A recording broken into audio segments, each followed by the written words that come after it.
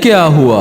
ये किस तरह का मामला है? हमारे गांव में 2 दिन से सूरज डूब नहीं रहा और दूसरी तरफ तुम्हारे गांव में 2 दिन से सूरज उग नहीं रहा।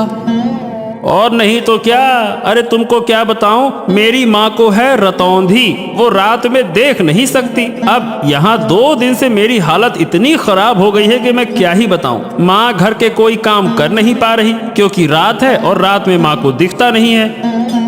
वही तो, लेकिन सवाल यह है कि ये हुआ कैसे, ये बताओ। मतलब ऐसा किसने किया? ऐसी घटना तो भैया मैंने पहले कभी ना देखी। कभी ऐसा होता हुआ सुना है क्या? बताओ। हमारे गांव में दिन और तुम्हारे गांव में रात हैं। वही तो, मुझे तो लगता है कि मैं तुम्हारे गांव आ जाऊं। 2 दिन से सूरज की किरण नहीं देख पाया। ऐसा लगता है कि अंधेरे का साम्राज्य आ गया है।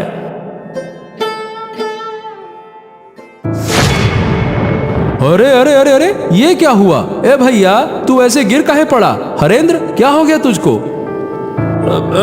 अरे मतलब क्या हो गया, मुझे खुद समझ नहीं आ रहा। मैंने तुम्हारे गांव में आने के लिए जैसे ही कदम बढ़ाया और झटका लगा। बाप रे, मैं तो तुम्हारे गांव में प्रवेश ही नहीं कर पा रहा हूँ। ऐसा लग रहा है कि जैसे बीच में कोई दीवार खड़ी हो।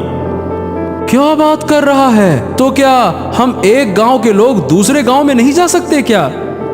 वही तो भैया, लग तो ऐसा ही रहा है। लगता है कि इन दोनों गांव के बीच में कोई अदृश्य कांच की दीवार खड़ी हो गई है। अरे अब क्या करूं, मुझे तो समझ नहीं आ रहा। चल फिलहाल के लिए तू घर जा, अब देखते हैं क्या किया जा सकता है। कोई उपाय मिल जाए तो मुझे भी बता देना। दोनों गांव में अचानक अजीब घटना हुई। एक गांव में लगातार 2 दिन तक दिन और दूसरे गांव में लगातार 2 दिन तक रात। ऐसी समस्या पहले कभी नहीं देखी गई थी। ओ माँ, माँ अब अच्छा नहीं लग रहा। रात क्यों नहीं हो रही है? इतना लंबा दिन मैंने कभी नहीं देखा। मैं सो भी नहीं पा रहा हूँ, मुझे नींद भी नहीं आ रही। सो नहीं पा रहे हो? क्या हुआ? जाकर सो जाओ। सोने में क्या परेशानी है? मैं क्या सो नहीं रही? वाह, रात के बिना सोने का क्या मजा होता है। रात के बिना सोने से लगता है कि जैसे दिन में सो रहा हूँ। इतना उजाला सहन नहीं हो रहा। ऐसा क्यों हो रहा है माँ? क्यों माँ? क्या पता किसकी नजर पड़ गई हमारे गांव पर। शायद कोई शाप लग गया है। सुना है हमारे पास वाले गांव में तो 2 दिन से रात हो रही है। 2 दिन से रात हो रही है और रात हो ही नहीं रही है। ये तो बहुत बेकार है। मैं दिन में यहाँ रहूंगा और रात को जाकर उस गांव में सो जाऊंगा। मुझे नहीं रहना दिन में। हाँ, ये हुआ। तुम कैसे सोओगे वो मुझे नहीं पता। 2 गांव के बीच एक अदृश्य दीवार बनी हुई है। वो दीवार पार करके इस गांव के लोग दूसरे गांव में या दूसरे गांव के लोग हमारे गांव में नहीं जा पा रहे। तो क्या होगा माँ? क्या हमारे गांव में कभी रात नहीं आएगी? हमारा गांव ऐसा क्यों हो गया? अगर रात नहीं होगी तो सूरज की गर्मी में हमारा पूरा गांव जलकर खाक हो जाएगा माँ। क्या पता बेटा, हमारे भाग्य में क्या है, लेकिन ऊपर वाला जो करेगा वो हमारे भले के लिए ही करेगा। हाँ, मुझे ये सब कुछ अच्छा नहीं लग रहा माँ। मैं सो नहीं पा रहा हूँ। मेरा सर दुख रहा है। 2 दिन से मेरा सर घूम रहा है। शरीर भी लगता है कि जैसे बीमार हो गया है। मैं क्या करूँ माँ? ओहो, तुम यहाँ से जाओ और अब परेशान मत करो। वैसे भी मैं खुद तकलीफ से जूझ रही हूँ। दूसरी तरफ तुम मुझे बार बार परेशान कर रहे हो।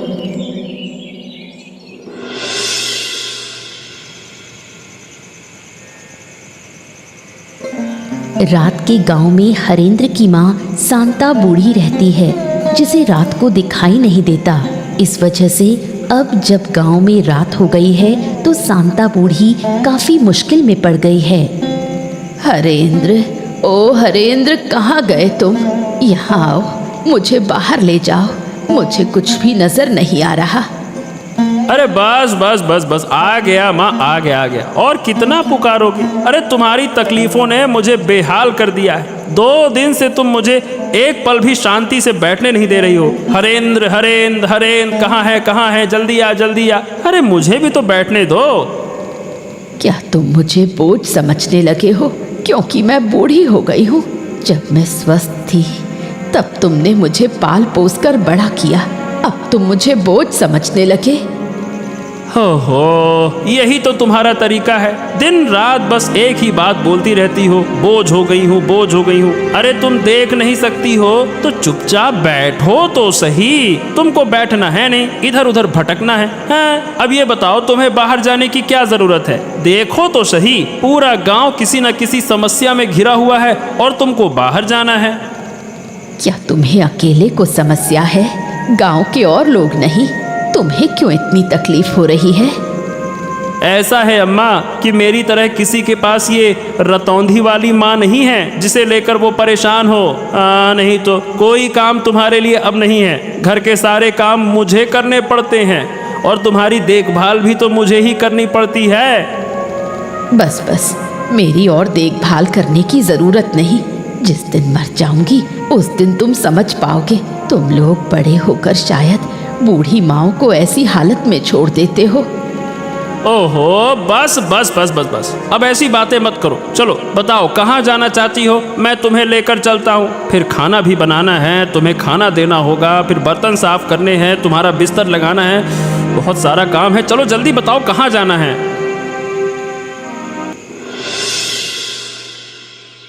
दूसरी ओर दिन और रात वाले दोनों गांवों के बीच ही एक बुढ़िया का घर है। बुढ़िया और साधु के बीच काफी बातचीत है। क्या काम किया आपने? आपका तो जवाब ही नहीं। मुझे तो विश्वास ही नहीं था कि आप ऐसा बड़ा काम कर पाएंगे। मैंने पहले कहा था कि मेरी शक्ति पर संदेह मत करना। मेरी शक्ति के बारे में किसी को अंदाजा भी नहीं है। पहले जितना संदेह था अब वो भी खत्म। एक गांव में लगातार दिन और दूसरे गांव में लगातार रात कर देना बड़े बड़े साधु भी ऐसा नहीं कर पाते। तो बताइए, क्या आप खुश हैं? अगर खुश हैं तो अब मेरी फीस मुझे दे दीजिए। मैंने यूं ही रिस्क लेकर ये बड़ा काम नहीं किया। अरे, आपके पैसों को लेकर मैं भाग थोड़ी ना जाऊंगी। मुझे तो बहुत मजा आ रहा है। दोनों गांव के लोग कैसे बेहाल हो गए हैं। मैं आपको जरूर पैसे दूंगी, साथ में इनाम भी दूंगी। आपने मुझे खुश कर दिया। फिर और क्या कहना है? किस्मत अच्छी रही कि आप मिली, तभी तो मुझे ऐसा काम करने का अवसर मिला, वरना यूं ही किसी काम से लाभ नहीं होता। ये सब मैंने सोचा था। मैं चाहती थी इन दोनों गांव को सबक सिखाऊं।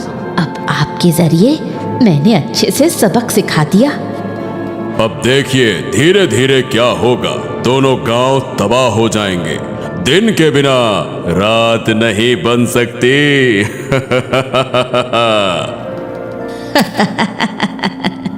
मैं भी यही चाहती थी। मैंने इस दिन का बहुत इंतजार किया है। अब मैं उन्हें हर तरह की तकलीफ दिखाकर सिखा दूंगी कि दुख और अपमान क्या होता है। अब वो मेरा कभी अपमान करने की हिम्मत नहीं करेंगे। मैं चाहती हूँ कि इन दोनों गांव के बीच सिर्फ मैं बची रहूं और कोई ना रहे। अरे अरे बेटा, अरे रुक जाओ बेटा, इस तरह से क्यों दौड़ते हो? क्या हो गया? अरे रुक जाओ, गिर जाओगे। बेटा रुको रुको। पिताजी पिताजी, हाँ, पिताजी मुझे एक बड़ी बात पता चल गई है। मैंने दिन और रात की असली वजह जान ली है। पिताजी अब आप कुछ उपाय निकालो, वरना दोनों गांव वाले मर सकते हैं। अरे बेटा शांत हो जा।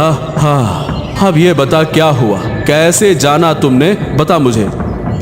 पिताजी हमारे दोनों गांव के बीच में उस बुढ़िया का घर है ना, वही बुढ़िया जो गांव वालों से बात भी नहीं करती। ये सब कुछ वही करवा रही है। क्या? ये क्या कह रहे हो तुम? क्या सच में ऐसा है? पर ये बताओ तुम्हें कैसे पता चला कि वो करवा रही है? अब मैं सच कह रहा हूँ पिताजी। मैं थोड़ा क्या है कि बाहर गया था तो बुढ़िया के घर से ना हंसी ठहाके की आवाजें आ रही थी। मैं चुपके से गया, मैंने सब कुछ सुना और देखा कि बुढ़िया ना एक साधु के साथ में योजना बना रही थी। पिताजी जो करना है अब जल्दी कीजिए, मुझे लगता है कि वो साधु ना बड़ा शक्तिशाली है। ओ, अब जब सब कुछ खुल ही गया है तो उस बुढ़िया को छोड़ना नहीं चाहिए। वो जिद करके हमारे विनाश की कोशिश कर रही है ना। वही तो, पर ये समझ में नहीं आ रहा पिताजी कि वो ऐसा कर क्यों रही है। मतलब वो हमसे गुस्सा है क्या, और गांव वाले उससे बात क्यों नहीं करते? हाँ, ये सब बातें जानने के लिए अभी तुम बहुत छोटे हो बेटा। चलो मैं जाता हूँ, हरेंद्र से बात करूंगा, फिर हम दोनों मिलकर बुढ़िया के घर जाएंगे और समझाएंगे। नहीं तो इसके अलावा तो कोई और उपाय नहीं दिखता।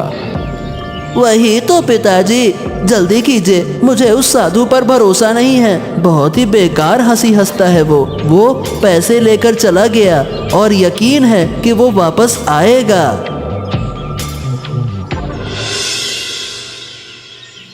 कैलाश और हरेंद्र जब बुढ़िया से सच्चाई पूछते हैं तो बुढ़िया सीधे इनकार कर देती है। वो किसी भी तरह ये मानने को तैयार नहीं कि उसका इसमें किसी भी तरह का रोल है। ओ सुनो बुढ़िया, हमने तुम्हारे साथ कुछ नहीं किया, और जिन लोगों ने ये किया अब वो जिंदा नहीं है। फिर भी तुम हमसे क्यों नाराज हो, मुझे समझ में नहीं आता। नाराज ना रहूं तो क्या करूं? तुम लोग मेरे किसी काम के नहीं। मैं यहाँ अकेली हूँ, मुझे कितनी मदद चाहिए तुम्हें इस बात का अंदाजा भी है। मेरे साथ 2 शब्द बोलने वाला भी कोई नहीं। ऐसा है कि लोग तुमसे बात इसलिए नहीं करते क्योंकि तुम गुस्सैल हो, तुम्हें गुस्सा बहुत आता है। गांव वाले तुमसे डरते हैं, इसीलिए कोई तुम्हारे पास नहीं आता। पर इसका मतलब ये नहीं है कि तुम हमारे गांव को नुकसान पहुंचाओ। तुमने किया या नहीं किया इसका राज खुल चुका है, हम सब जान चुके हैं, इसीलिए इनकार मत करो। तुम लोग मेरा बार बार अपमान करते हो, मुझे बदनाम करते हो। इसका अंजाम अच्छा नहीं होगा। मैंने एक बार सब बर्दाश्त कर लिया। अगर ये सब मेरे साथ दोबारा हुआ तो ऐसा मत सोचना कि मैं तुम लोगों पर रहम कर लूंगी। अरे बुढ़िया, तुम बेकार में गुस्सा कर रही हो। हम तर्क करने नहीं आए हैं, हम शांति पूर्वक प्रेम पूर्वक बातें करने आए हैं। देखो एक बार गांव की हालत तो देखो। एक गांव में सूरज उग नहीं रहा और दूसरे गांव में सूरज डूब नहीं रहा। ऐसे हालात पहले कभी किसी ने देखे हैं क्या, बताओ? अचरज की बात क्या है? तुम बार बार वही बातें क्यों कर रहे हो? क्या हुआ नहीं हुआ मैं वो देख ही रही हूँ। मैं इससे जुड़ी हुई हूँ। तुम लोग यहाँ से चले जाओ, मुझे अकेला छोड़ दो। तुम अकेली क्यों रहोगी? अरे भाई, लोगों का डरना इसलिए है तुमसे क्योंकि वो तुम्हें जानते नहीं हैं। पर इसका मतलब ये तो नहीं ना कि हम तुम्हारे शत्रु हो गए, हम तुमसे अलग हो गए। मैं अब और कुछ नहीं सुनना चाहती। अगर तुम जाओगे नहीं तो ये डंडा देखा है, इसी से तुम्हें पीट पीट कर लाल कर दूंगी।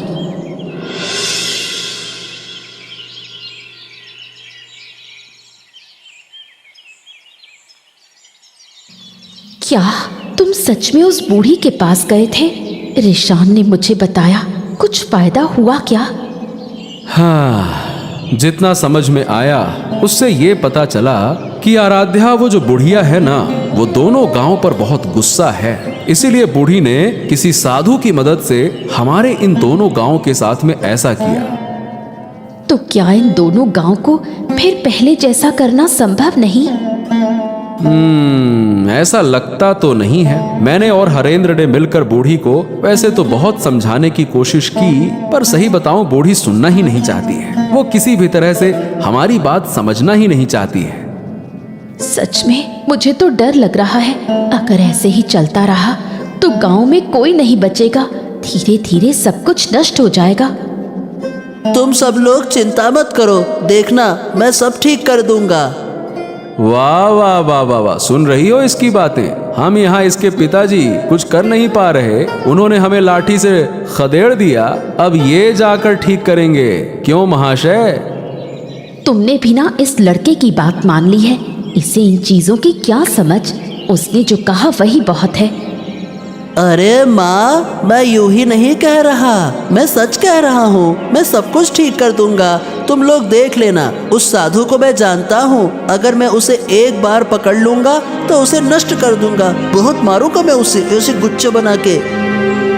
अच्छा अच्छा अच्छा अच्छा, समझ गया। लेकिन हाँ, फिर कोई शरारत करने से पहले जरा सोच समझ कर। वैसे भी हमारी मुश्किलों का अंत नहीं है। अब आगे क्या होगा समझ नहीं आता। कहीं तुम्हारी हरकतों से वो बुढ़िया और गुस्सा ना हो जाए। नहीं पिताजी, मैं शरारत परारत नहीं करता। अब मैं बड़ा हो गया हूँ। पर हाँ, आप चिंता मत कीजिए, अब आगे जो होगा अच्छा ही होगा, देख लेना। अब बहुत बातें हो गई, तुम दोनों जाओ और हाथ मुंह धोकर आओ, मैं खाना देती हूँ।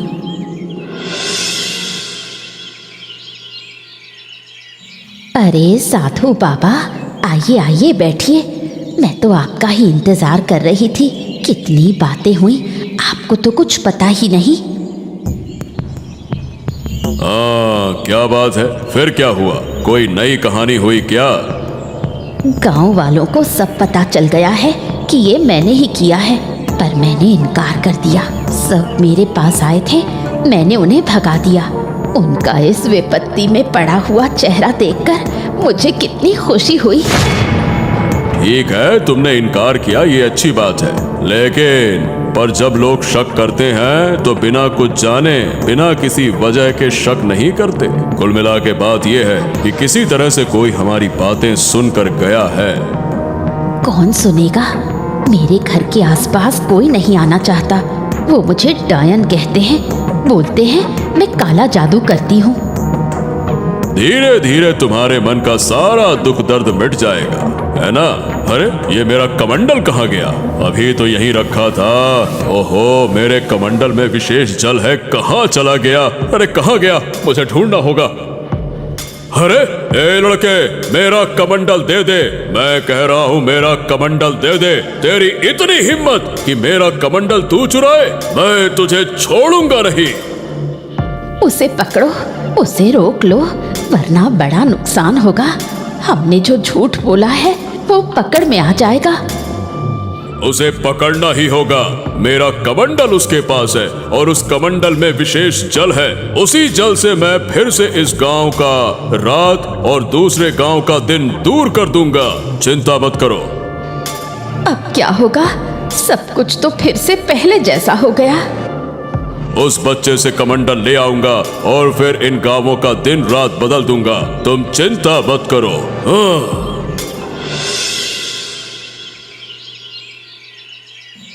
ए लड़के, तेरी इतनी हिम्मत कि तूने मेरा कमंडल छुआ, मैं तुझे श्राप दे सकता हूँ। क्या तू जानता है? मुझे किसी चीज का डर नहीं है। मैंने इन दोनों गांवों को फिर से पहले जैसा कर दिया है। इन दोनों गांवों की दुख चिंता दूर कर दी है मैंने। अरे मूर्ख बच्चे, तू इतना छोटा सा लड़का, पिद्दी सा, तू क्या समस्या दूर कर पाएगा? चल्ला, मेरा कमंडल मुझे दे दे। उस कमंडल के पानी से मैं फिर से इस गांव की रात और दूसरे गांव का दिन, ये जो समस्या है, इसे दूर कर दूंगा। ला। मैं कभी ऐसा होने नहीं दूंगा। मैं इस कमंडल का पानी फेंक दूंगा, फिर देखता हूँ कि तुम दोबारा से एक गांव में रात और दूसरे गांव में दिन कैसे कर पाते हो। ए लड़के, मुझसे चालाकी मत कर, वरना इसका बहुत बुरा परिणाम भुगतना होगा। बच्चे, बिल्कुल बच्चे जैसे रह, ज्यादा बड़ेपन का ढोंग मत कर, समझा? फिर आप लोग इन दोनों गांवों को इतना नुकसान क्यों पहुंचा रहे हो? आप एक साधु बाबा हो, आप एक साधु महाराज हो, आपको तो गांव वालों की मदद करनी चाहिए ना। बेशक मैं मदद कर रहा हूँ, मैं बूढ़ी की मदद कर रहा हूँ, उसके दुख तकलीफ दूर कर रहा हूँ। ये तुम्हारी समस्या नहीं है और तुम्हारी समझ के बाहर की चीज है। चलो अब लाओ, मेरा कमंडल मुझे वापस करो। नहीं नहीं नहीं नहीं नहीं, मैं नहीं देने वाला। मैंने कह दिया ना, नहीं दूंगा, नहीं दूंगा तो नहीं दूंगा। किसी भी सूरत में तुम्हें ये कमंडल नहीं मिलेगा। ठीक है, तो अब तू दंड भुगतने के लिए तैयार हो जा, शरारती बच्चे। अरे छोड़ दो मुझे, छोड़ दो, मैं कह रहा हूँ छोड़ दो। अगर मेरे पिता को पता चला तो वो आपको गांव से निकाल देंगे और आप फिर कभी इस गांव में नहीं आ पाएंगे। छोड़ दो मुझे, छोड़ दो। जब पहले मैं तुझे बोल रहा था तो तू तो नौटंकी कर रहा था, अब तू बच कर दिखा। जब अच्छे से बोला था तब तो माना नहीं। तुझे मैं जरूर खत्म कर दूंगा। मेरे साथ शरारत करने आया था ना तू? चल। रिशान को न पाकर कैलाश का परिवार पगला सा हो जाता है। लोग समझते हैं कि इस अनहोनी के पीछे जरूर बुढ़िया का ही हाथ है।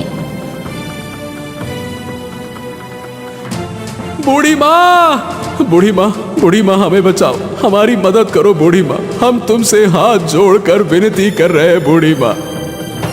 क्या हुआ? फिर कोई अनहोनी हो गई? मैं किसी की मदद नहीं कर सकती। मैं मदद करने वाली नहीं हूँ। तुम लोग तो मुझे डायन कहते हो, बोलते हो मैं काला जादू करती हूँ। मैं काला जादू करती हूँ, मैं किसी की मदद क्यों करूँ?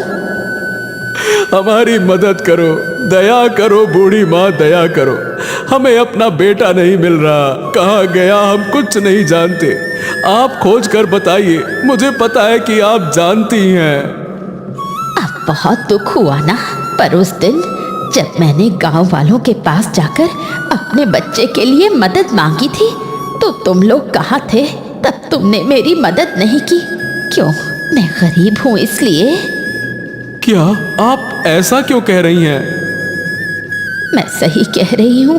मेरा बच्चा बीमार था, मैंने सबके पास मदद मांगी, किसी ने मेरी मदद नहीं की। सबने मुझे अपमान करके भगा दिया।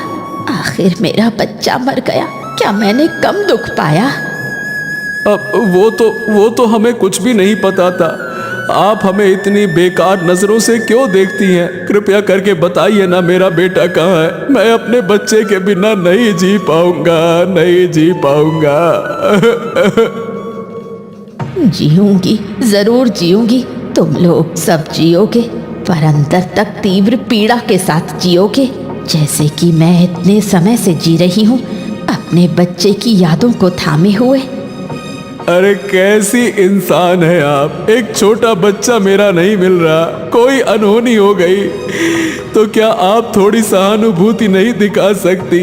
हर समय दुश्मनी, दुश्मनी, दुश्मनी, क्यों क्यों?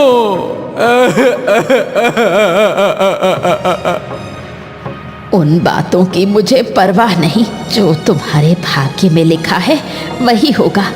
मैं किसी की मदद नहीं कर सकती, बिल्कुल नहीं कर सकती। तुम लोग यहाँ से चले जाओ। दोनों गांव की समस्या खत्म करने के लिए बेचारे रिशान को अपनी जान की आहुति देनी पड़ी।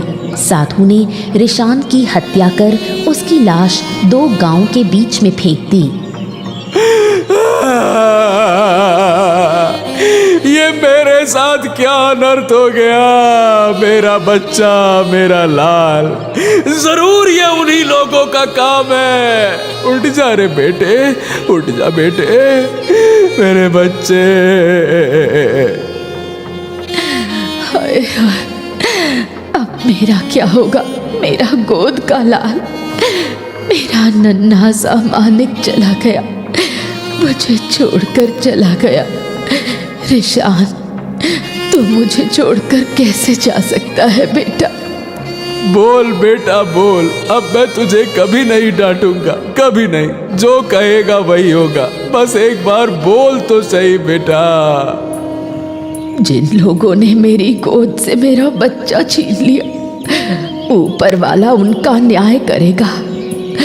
मैं किसी को नहीं छोड़ूंगी, किसी को नहीं बख्शूंगी। शांत हो जाओ, शांत हो जाओ आराध्या। इसका बदला मैं जरूर लूंगा। मैं किसी को छोड़ूंगा नहीं। मेरे छोटे से बच्चे पर जरा सा भी तरस नहीं आया उन्हें। उसने ऐसा क्या किया था जो उसे इतनी बड़ी सजा मिली? मैं छोड़ूंगा नहीं। वो तो छोटा था, उसे क्या पता इन सब बातों का। उन्होंने ये सब कैसे कर दिया? एक छोटे से बच्चे को मार दिया। उनका दिल जरा भी नहीं कांपा। क्या वो लोग इंसान हैं? मैं अपने बेटे के शरीर को छूकर कसम खाता हूं कि जिन्होंने ये किया उन्हें मैं किसी हालत में माफ नहीं करूंगा। उन्हें सजा जरूर मिलेगी। बस भाई, बस बस बस, चलो उठो, अब हमें आगे का इंतजाम करना होगा। चलो रिशान को, बच्चे को लेकर चलो चलो।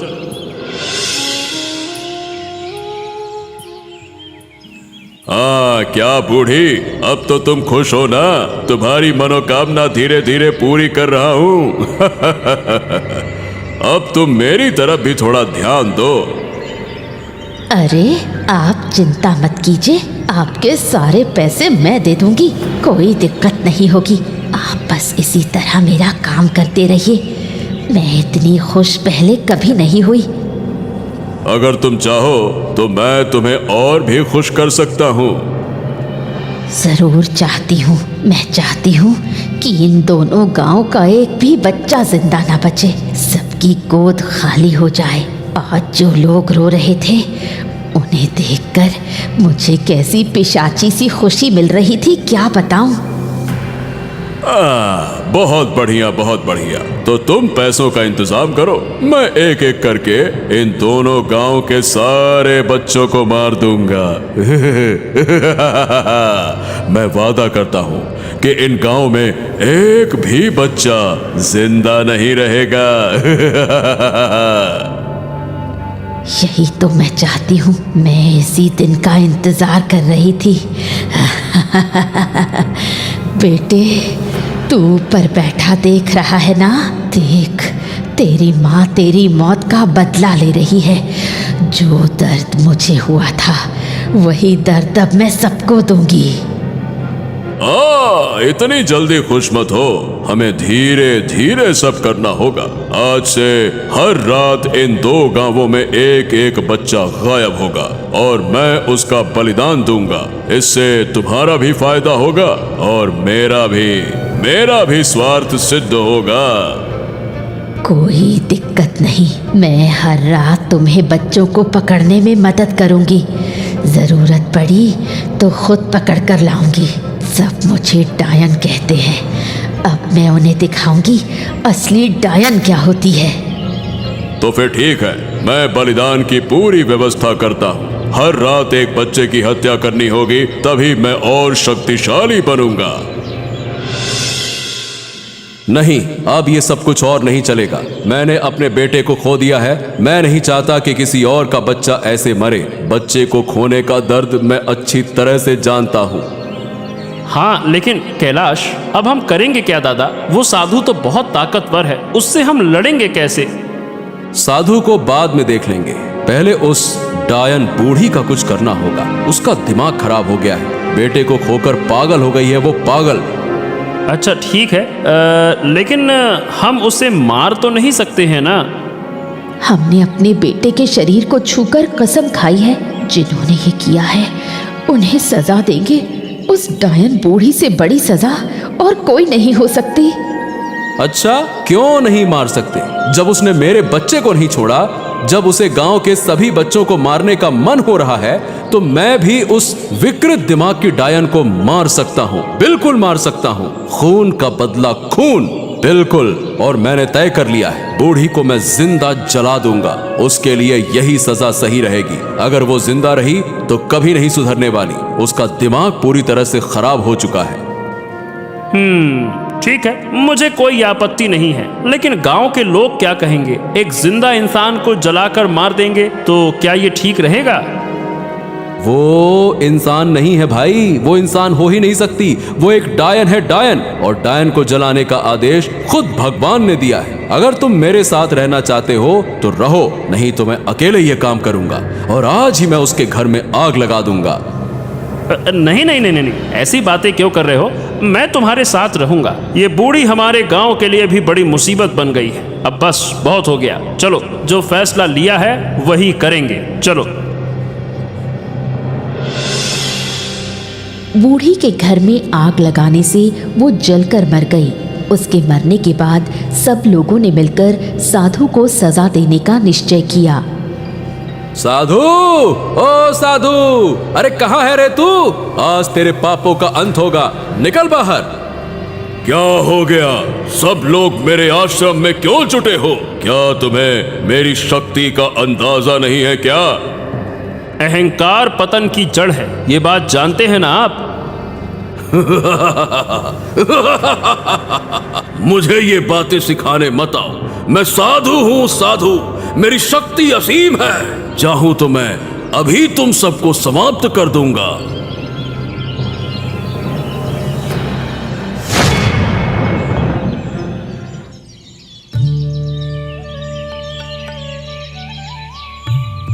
हाँ, आखिरकार हमारे गांव से बुरी नजर हट गई। अब हमारे गांव पर फिर कोई विपत्ति नहीं आएगी। अगर फिर कभी कुछ हुआ तो हम सब मिलकर उसका सामना करेंगे।